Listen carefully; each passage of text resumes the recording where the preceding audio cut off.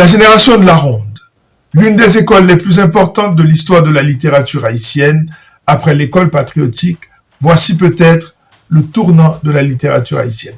Bien sûr, nous sommes conscients d'avoir sauté l'école de 1836, qui est une école extrêmement importante aussi pour la littérature haïtienne, mais c'est ça, Haïti Culture et Perspective, c'est de pouvoir prendre les écoles, les sortir de l'ordre purement chronologique pour pouvoir les analyser. Et surtout, dans cette émission, nous terminerons par un texte dont on a l'impression qu'il a été écrit hier pour la situation d'aujourd'hui d'Haïti. Mesdames et messieurs, bonjour, bonsoir. Je suis Patrick François et bienvenue sur Haïti Culture et Perspective, la chaîne qui dit du bien d'Haïti.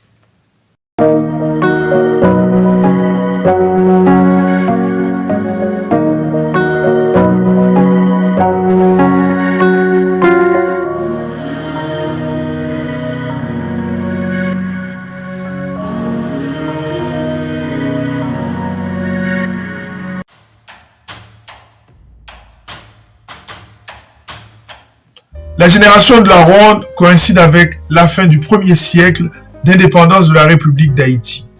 Nous sommes à la fin du 19e siècle et au début du 20e siècle.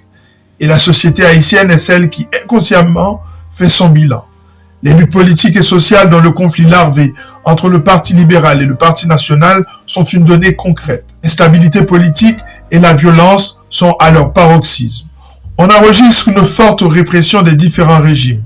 À la mort du président Hippolyte, l'instabilité se généralise. Le malaise est plus fort que jamais. À partir de 1902, la situation politique se détériore, jusqu'à l'arrivée des Américains en 1915. La génération de la Ronde naît aussi dans un contexte de généralisation des menaces d'invasion et de blessures patriotiques. Souvenons-nous de l'affaire de l'amiral Duquesne, puis l'affaire Rubalcaba le 6 juillet 1861, l'affaire Batch le 11 juin 1972, l'affaire Luders le 6 décembre 1897. À chacun de ces épisodes, le pays est humilié par les puissances étrangères, France, Allemagne, États-Unis, Espagne. Ainsi, entre 1890 et 1915, les Haïtiens sont dans le vécu de l'angoisse nationale. De plus, le pays ne s'est pas remis des ravages de l'épidémie de variole qui a eu raison d'une grande partie de la population entre 1881 et 1882. Il en résulte une crise économique et politique permanente. Le travail manque. Et cette crise est exprimée par Edzer Villers dans son texte emblématique « Les 10 hommes noirs ». On en reparlera.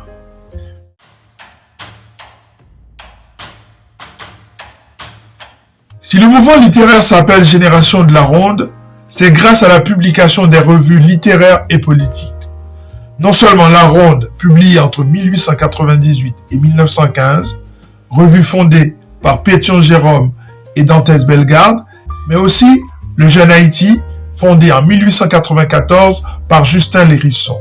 Le Soir, publié entre 1899 et 1908.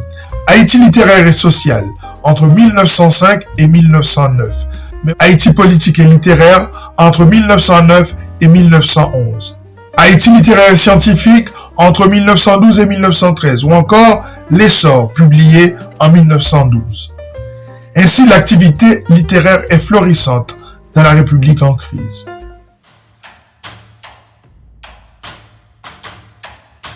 Et si l'activité littéraire est florissante, c'est par ce grand besoin d'expression de certaines idées. Ainsi, la génération de la Ronde est fondamentale du fait notamment de chevaucher le premier siècle de naissance de la République d'Haïti. C'est donc une littérature de bilan politique, social et culturel. 1804-1904, 100 ans de lutte haïtienne pour la survie d'un État-nation malade. C'est donc une littérature avant tout d'expression d'un immense mal de vivre. C'est aussi celle de l'expression d'une nostalgie du pays perdu. Un mal exprimé dans le passage suivant. Le mal du pays exerce sur tous ceux qui pensent une action. Irrésistible, il passionne en même temps qu'il désespère. C'est une littérature polémique de renversement des tabous, agitée et dénonciatrice de l'obscurantisme politique et de la mauvaise qualité de vie des Haïtiens. On y trouve une dénonciation de la dégradation morale et l'expression du désespoir de toute une génération. Pétion Jérôme résume ce désespoir. Une société sans parole, sans presse, sans art, sans littérature, sans tribune, sans travail, sans morale, sans idéal et sans âme.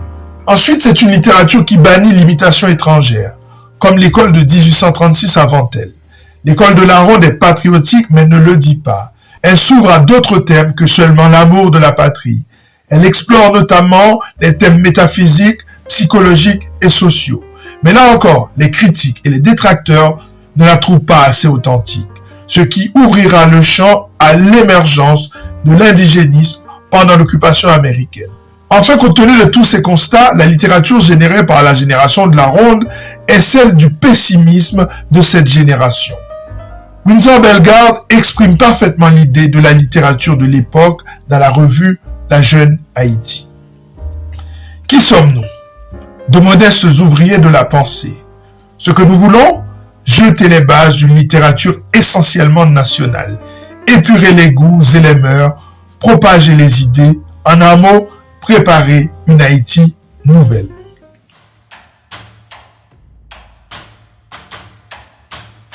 Comme tous les mouvements littéraires, la génération de la Ronde tenait ses poètes, ses romanciers, ses conteurs, ses dramaturges, ses essayistes et même des critiques littéraires.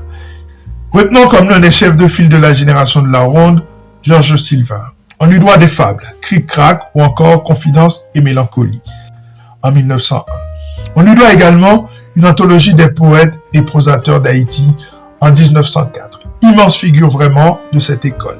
Son poème de 1888 à deux voyageurs est un pur bijou.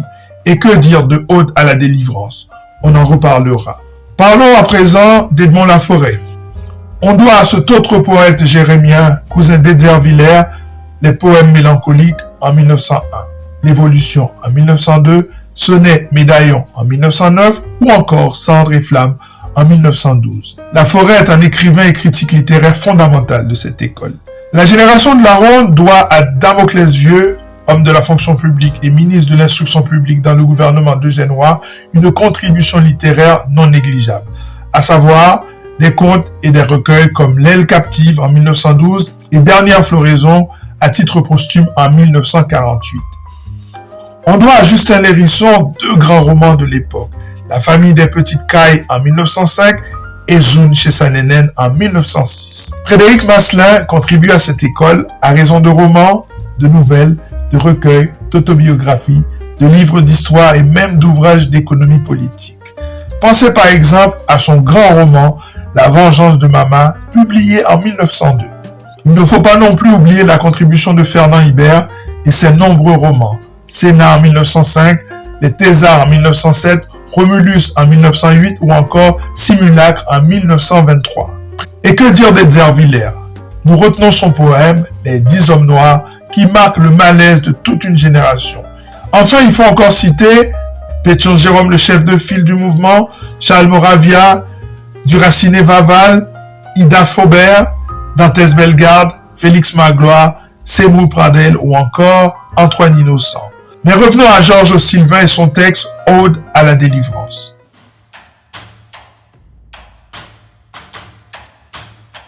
Ode à la délivrance est un texte extraordinaire, un texte d'une grande actualité. Je vous lis un extrait de ce texte à découvrir de toute urgence. Haïti, lève-toi, le monstre qui t'entraîne vers l'abîme, la honte et le deuil aura peur. S'il voit se soulever la conscience humaine, fais frissonner le monde à tes cris de douleur. Montre le mal hideux qui te ronge et te tue, pour que les nations, plus tard plaignant ton sort, n'exhalent ce regret. Pourquoi s'est-elle tue? Quand le droit violé ne dit rien, il a tort. Dessalines, Pétion, ô martyrs d'un autre âge, seriez-vous morts en vain? Réveillez-vous, titans, votre œuvre est en péril, on prend votre héritage, et vos fils perdent pied, revenez, il est temps.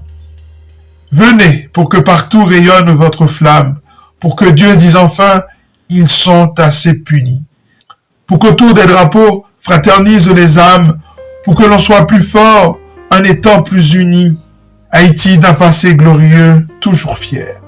Connaissant ton histoire, en ton dessein, j'ai foi. Malgré ton abandon, tes doutes, ta misère, je t'aime et je te veux libre. Haïti, lève-toi.